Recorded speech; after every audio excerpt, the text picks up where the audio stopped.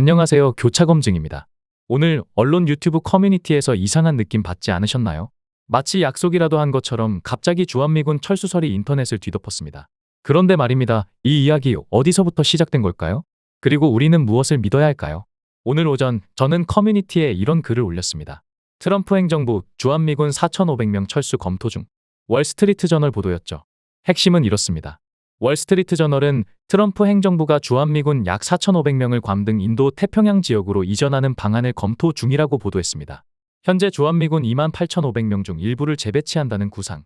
아직 대통령에게 공식 보고되지도 않은 말 그대로 비공식 검토 단계라는 겁니다. 미국의 국방 전략이나 대북 정책을 다시 짜는 과정에서 나오는 여러 이야기 중 하나입니다. 그런데 국내에서만 대대적인 언론 보도가 뒤따랐습니다. 최근 미국 내에서 주한미군을 중국 견제 역할로 쓰자 는 목소리가 커지는 분위기와도 관련이 있습니다. 한국은 재래식 방어 부담을 더 지고 미국은 전략적인 병력 재배치에 집중하려는 움직임으로도 볼 수 있습니다. 여기서 제가 던진 질문은 이거였습니다. 월스트리트저널은 왜 하필 이 시점에 검토 중인 확정되지도 않은 내부 내용을 공개했을까요? 분명 비공식안이라고 했는데 왜 국내 언론들은 월스트리트저널에 따르면이라는 말만 덧붙인 채 마치 확정된 사실처럼 앞다퉈 퍼뜨리고 있는 걸까요? 오늘 새벽부터 국내 언론들이 일제히 철수라는 단어에 힘을 주며 보도하는 것 단순히 속보 경쟁일까요? 단순한 병력 재배치 검토일까요? 아니면 한반도 방위에 대한 미국의 우선순위가 바뀌고 있다는 신호일까요? 여러분은 어떻게 생각하셨나요? 주한미군 철수 월스트리트저널도 안 했다는 말을 누가 먼저 퍼뜨렸을까? 계엄 이후에 갑자기 수많은 사람들이 나타났습니다. 나만 특별한 정보를 알고 있다. 나는 특별한 사람이다.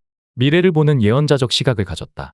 면서 자신은 다른 사람들과 다르다고 주장한 사람들이 끊임없이 나오고 사람들을 미혹시켰습니다.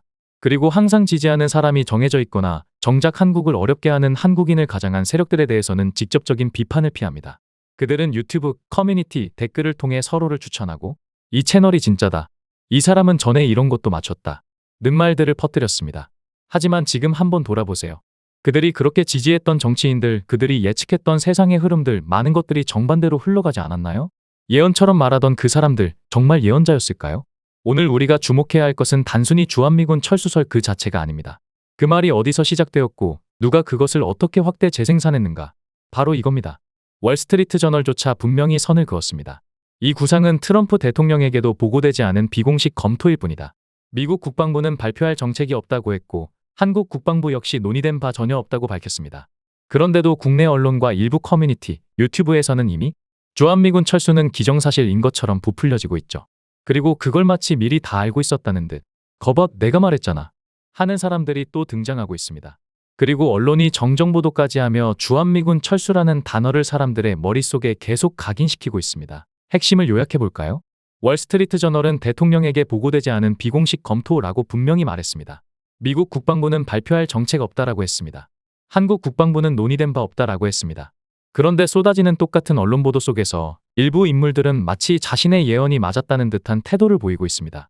결국 이건 예언이 아니라 어떤 의도로 설정된 분위기나 정보를 미리 아는 자들일 가능성이 높다는 겁니다. 그런데 여러분, 이건 단순한 오해가 아닐 수도 있습니다. 더 무서운 가능성이 있죠. 예언처럼 말하는 자들은 어쩌면 그 예언을 실행할 시나리오의 일부일 수 있습니다. 그들은 언제나 이렇게 말합니다.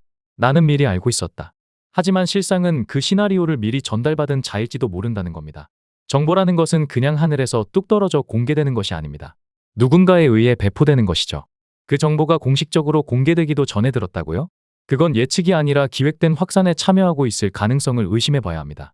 그래서 오늘 제가 여러분께 드리고 싶은 메시지는 명확합니다. 바로 메신저를 믿지 말고 언제나 정보를 의심하라는 것입니다. 누군가 그럴듯한 말을 한다고 해서 그 사람의 이전 예측이 몇 번 맞았다고 해서 그 말을 곧이곧대로 믿어서는 안 됩니다. 중요한 것은 메신저에 대한 맹신이 아니라 정보 그 자체 그리고 그 정보가 어떤 경로로 누구에 의해 확산되는지 그 구조를 파악하고 교차 검증하는 자세입니다. 지금 이 순간 이 영상을 보고 있는 여러분도 마찬가지입니다. 이 채널의 말 또한 무조건 믿지 않으시길 바랍니다. 의심하고 다른 정보를 찾아보고 교차 검증하십시오. 그것이 바로 우리가 가짜 뉴스 홍수 속에서 길을 잃지 않고 스스로 생각하는 힘을 기르는 유일한 방법입니다. 여러분의 생각은 어떠신가요? 그리고 언제나 기억해주세요. 정보의 홍수 속에서 가장 중요한 것은 비판적인 시각과 스스로 검증하는 습관입니다. 이 영상도 의심하세요. 교차검증이었습니다.